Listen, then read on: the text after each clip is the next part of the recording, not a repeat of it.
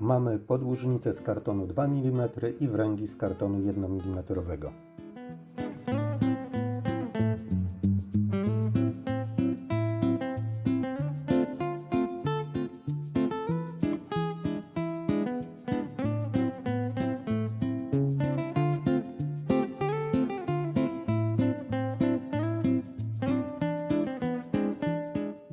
Na wrędze i na podłużnicy mamy znaczniki, które powinny się ze sobą zgodzić.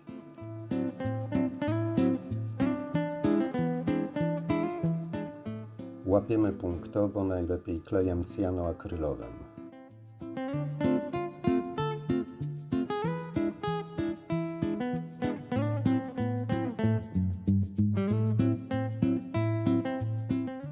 Pozostaje nam przykleić ostatnią wręgę, wsuwamy ją w tutaj odpowiedni otwór. Może w sumie to odwrotnie, żeby było widać znaczniki. I ustawiamy ją dokładnie według znaczników.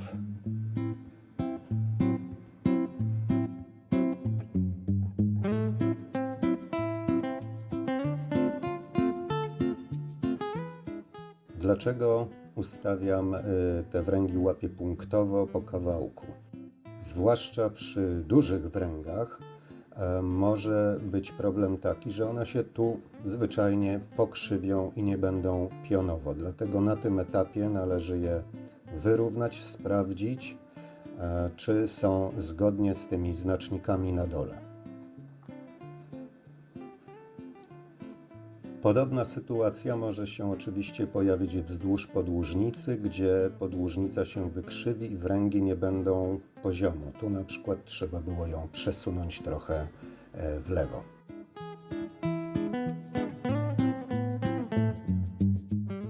Pokład przygotowany z tektury półmilimetrowej. Należy go oczywiście ukształtować. Można to zrobić na krawędzi stołu, ale delikatnie, powoli.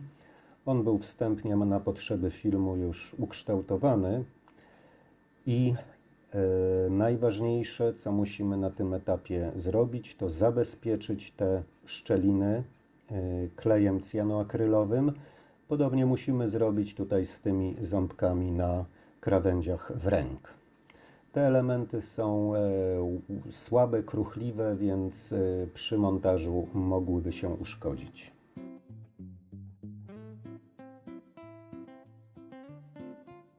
Kolejna rzecz to wygięcie ostatniej tylnej wręgi, żeby była zgodna z tylną krawędzią pokładu.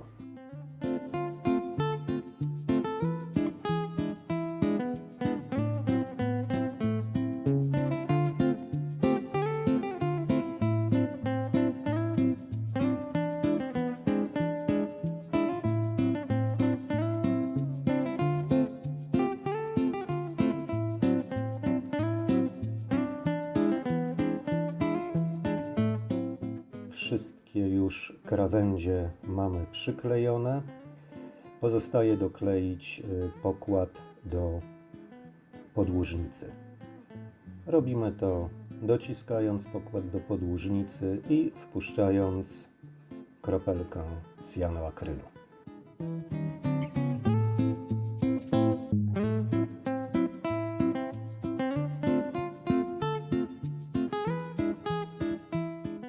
Cały szkielet teraz wzmacniamy.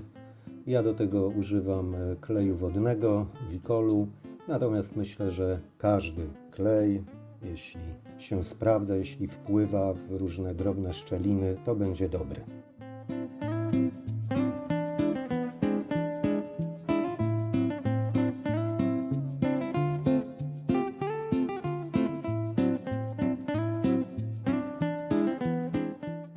Już w tej chwili cały szkielet wysechł, wzmocniony, wszystkie wręgi się mocno trzymają. Pozostaje nam jedynie wkleić takie dwie małe tutaj na dziobie. Zwykle jest konieczność tutaj obcięcia lub podpiłowania, ale te akurat pasują idealnie, więc kleimy.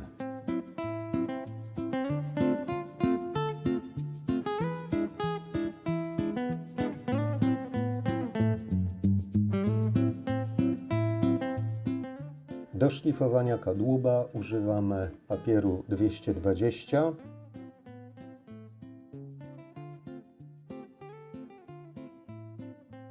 Najpierw musimy sprawdzić, czy nigdzie tu nie wystaje żadna wręga. Wiadomo, że na łukach z przodu i z tyłu te wręgi będą wystawać.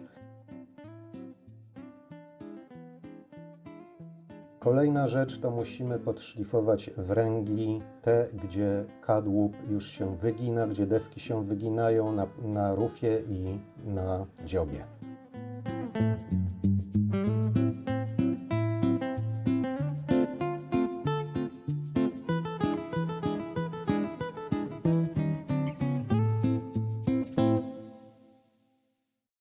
Ja elementy do poszycia poprzecznego mam już wycięte laserem.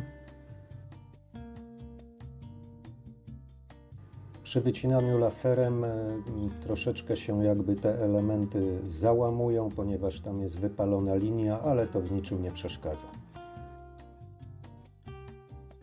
Zawsze staram się rozpoczynać od tych prostszych kształtów, gdzie dopiero potem w kierunku rufy i dziobu te kształty są coraz trudniejsze. Oczywiście przymierzamy część dokładnie, ewentualnie jeszcze poprawiamy kształt, żeby idealnie pasowała.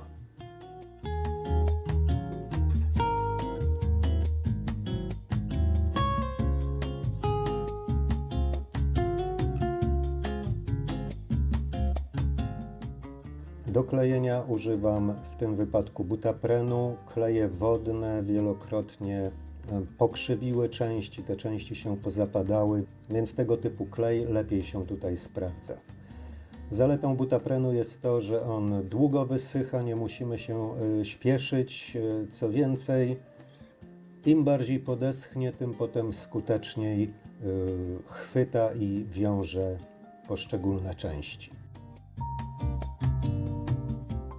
W tym miejscu niektórzy modelarze dają dodatkowy wspornik. Jakoś przy tak małym modelu to wydaje mi się niepotrzebne. Smarujemy oczywiście w przypadku butaprenu obie części klejone. One mogą sobie spokojnie podeschnąć i wtedy je przykleimy.